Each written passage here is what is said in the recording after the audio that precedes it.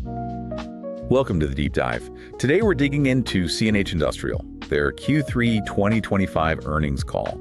That was the one that dropped intraday November 7th. And, well, if you were watching the market that day, oh, yeah. It was pretty brutal. Brutal is definitely the word. I mean, this quarter, it was all about this collision, wasn't it? You had these near-term cyclical headwinds, right? So global farm demand is just soft. And then, bam, these massive, unexpected cost hits from trade policy. Management was caught trying to juggle both, and you saw how the market reacted. Clearly spooked. Right. So our mission today really is to unpack that shock. We need to figure out this huge divergence, between the top-line sales, which held up okay. Yeah, surprisingly okay. And the profit expectations, which just, fell off a cliff. We're trying to understand the strategy. How does management stick to its long-term tech and cost-saving plans while, fighting these immediate fires like tariffs and weak demand? Exactly. It's a tough balancing act. Okay, let's start with the headline numbers. Yeah. Because this is really where that, 6-7% stock drop came from. Yep, that's the trigger. The street was basically looking for things to hold steady, maybe some pressure, but CNH delivered a real shocker on the bottom line. How bad was it? It was, a profitability disaster, frankly. Adjusted non-GAAP diluted EPS that came in at just 8 cents. 8 cents, okay. Yeah, 8 cents. And the consensus, what everyone was expecting, was 13 cents. Wow, so a 5-cent miss. That's significant in this environment. Huge. When every penny counts, that kind of miss really stands out. But here's the weird part, right? The divergence story. Consolidated revenue wasn't actually terrible. No, it wasn't. It came in at $4.4 billion. That actually nudged slightly above expectations. But still down year over year. Still down 5% year over year, yeah. So not great, but not the source of the panic. So the message is clear then. They're selling stuff. They are selling stuff, but they're barely making any money on it. That's the crux of it. The whole focus just snaps immediately to margin contraction. That adjusted EBIT margin for industrial activities, it plummeted down 560 basis points compared to last year. Whoa, hang on. 560 basis points. Yeah. Just to clarify for everyone listening, a basis point is 1/100%. So that's a 5.6 percentage point collapse in their profit margin year over year. Precisely, settling at just 2.8%. Razor thin. That is staggering. It truly is. And when you see profitability erode that sharply, that fast, suddenly that small beat on revenue means absolutely nothing. The market reaction, the trading, it was all about that margin collapse and what it implied for future guidance. Okay, let's dig into the segments. We need to find where this margin pain really hit hardest. Agriculture is usually CNH's big moneymaker, right? How did it do? Yeah, ag is the core. But it was hurting this quarter. Net sales there dropped 10% year over year, came in at $2.96 billion. And where was the worst of that geographically? It was North America. That's their high margin market, big tractors, sophisticated tech, best prices. Sales in North America just fell sharply, down a painful 29% year over year. 29%? Ouch. That's a massive hit to the quality of their earnings, isn't it? Absolutely. High profit sales disappearing. Okay. Meanwhile, construction. Net sales there were actually up 8% to $739 million. That sounds good on the surface. But it's a classic earnings trap, you see. How so? Well, two things. First, remember that 8% growth, it was coming off a really, really low base in 2024. CNH had slashed production way back then in construction. Right, okay. So easy comps. Exactly. Easy comparison. And second, this actually makes the overall picture worse financially. Think about the mix. You've got the high margin North American ag segment shrinking fast, right, while lower margin construction and EMEA region sales are growing or holding steady. It's like their most profitable engine is sputtering out, while the smaller, less efficient ones are picking up some slack. It's just an awful mix shift for margins. Got it. That totally clarifies why that overall industrial adjusted gross margin fell, 230 basis points? Yeah. To 19.4%. Yeah. And beyond just the mix, management specifically called out cost pressures, right? They did. And they gave us some hard numbers, which is helpful. They specifically quantified the tariff impact.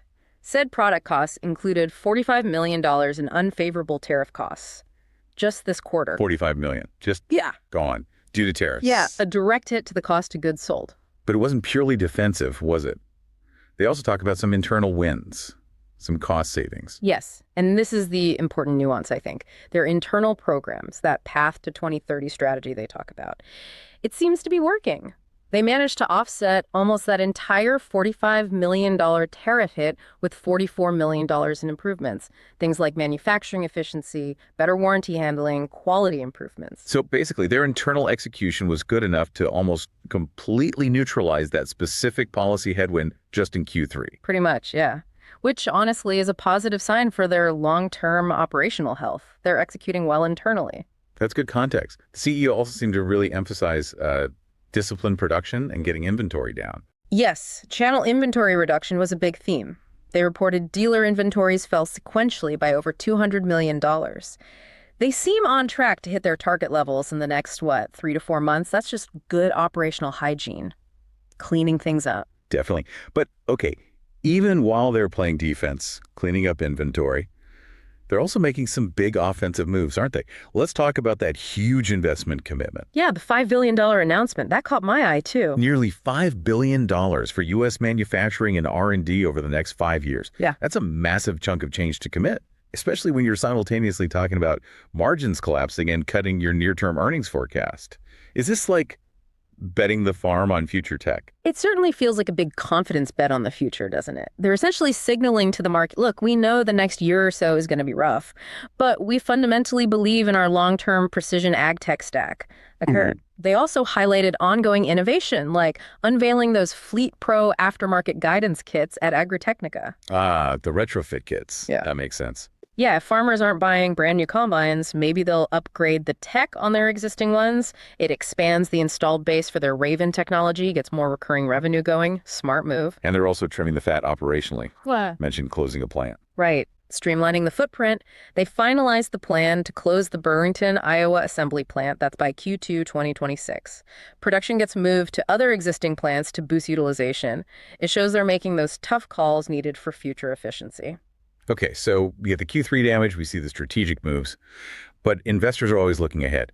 What was it in the revised full-year guidance that really sent shivers down the market's spine? Yeah, the revised outlook, it forced a major reset of expectations, basically pricing in a much tougher 2026. They dropped the full-year adjusted diluted EPS guidance way down. New range is just $0.44 to $0.50. Oof. And free cash flow, how does that look? What exactly is industrial free cash flow for our listeners? Industrial free cash flow, or FCF, it's basically the cash the core industrial business generates after paying for all the necessary investments to maintain and grow itself, kind of the real cash profit. And they had to slash that guidance too, cut it way back to a range of just $200 million to $500 million for the full year. That's a huge cut. Yeah. Shows just how tight things are financially right now because of these external factors. Exactly. Now, let's nail down the culprits. The big ones seem to be those U.S. Section 232 tariffs on steel and aluminum getting expanded. Yes, that was the major new headwind. These tariffs, originally justified under national security, got expanded back in August 2025. That was a material change they hadn't baked into their previous forecasts. And they put a number on the impact. They did, and this number really grabbed analysts' attention. Based on expected 2025 volumes, management estimated the gross annualized impact of these expanded tariffs. Yeah. A staggering $375 million across the business. Wow. $375 million annually. That's an enormous hurdle. Huge. And it breaks down like this. About $250 million hitting the agriculture segment. That alone is roughly a 200 basis point margin headwind for ag. And for construction, the hit is $125 million. Which, because steel and aluminum are a bigger part of the cost, translates to an even more brutal 425 basis point margin headwind for them. Okay, so massive cost pressure.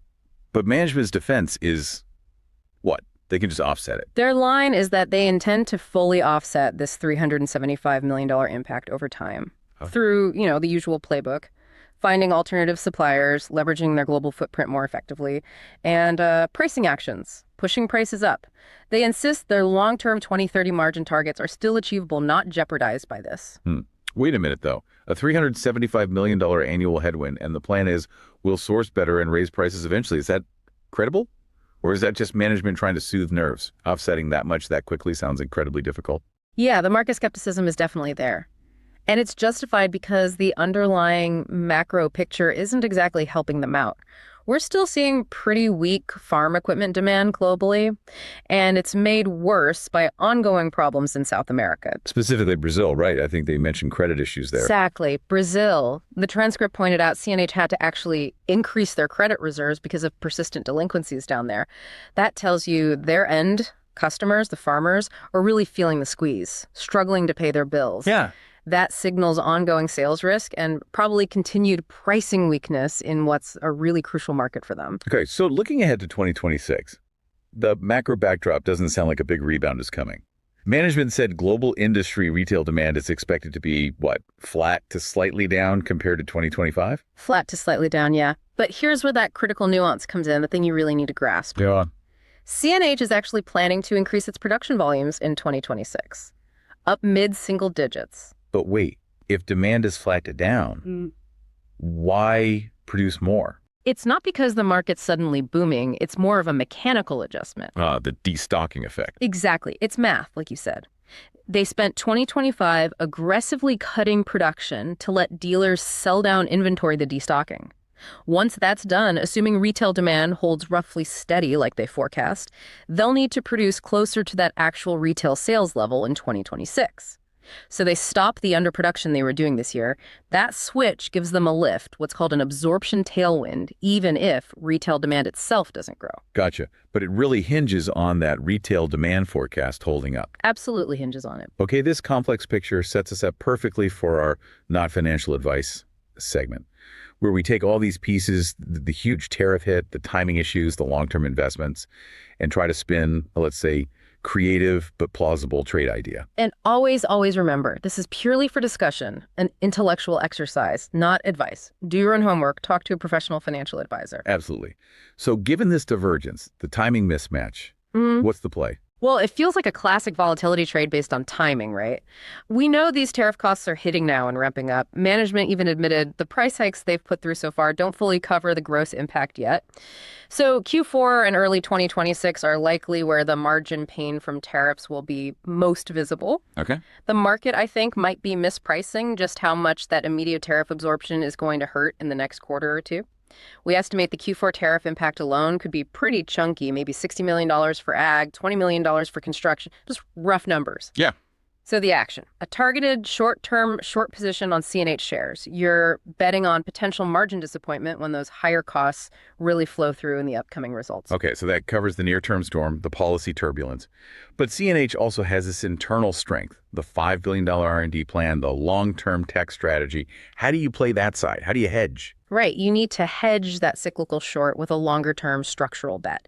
So at the same time you initiate the short, you could acquire deep out-of-the-money call options on a broad agribusiness ETF, something like MO maybe, and you buy them with an expiry way out, say, into 2027. So the thesis there is? The thesis is that CNH's big $5 billion investment plan, combined with their proven ability to execute on cost savings and quality improvements long-term, eventually that will pay off. They'll likely emerge from this downturn leaner, more efficient, and ready to really dominate the next agricultural upcycle.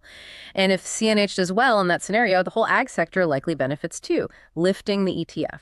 It's basically betting that strategic execution ultimately wins out over short-term policy noise and cycles. That definitely ties it all together. Yeah. A complex trade for a complex situation. So wrapping up our deep dive on CNH, the big takeaway seems clear. Internally, the company's really executing on its plan. Cost cuts, efficiency gains, pushing the tech roadmap forward, the whole iron plus tech strategy. Yeah, the internal story looks pretty solid, but man, they are just getting swamped right now by these huge external pressures. It's the near-term stuff, the expanded tariffs hitting hard, that really unfavorable geographic and product mix hurting margins, and that translated directly into that massive guidance cut that spooked everyone. So playing the long game well, but the short game is just really punishing right now. Okay, let's leave our listeners with a final provocative thought to chew on. All right, here's one. Management's baseline for 2026 is flat to slightly down retail demand globally. But think about those credit issues they flag, the delinquencies, especially in a key market like Brazil. What happens if those don't get resolved quickly? What if that demand picture actually slips below flat to slightly down? If that happens, does that planned mid-single-digit production increase for 2026 still make sense? Does that expected absorption benefit actually materialize? They need demand to basically tread water for that production plan to work as expected. If it doesn't, well, that's probably the biggest uncertainty facing CNH heading into next year.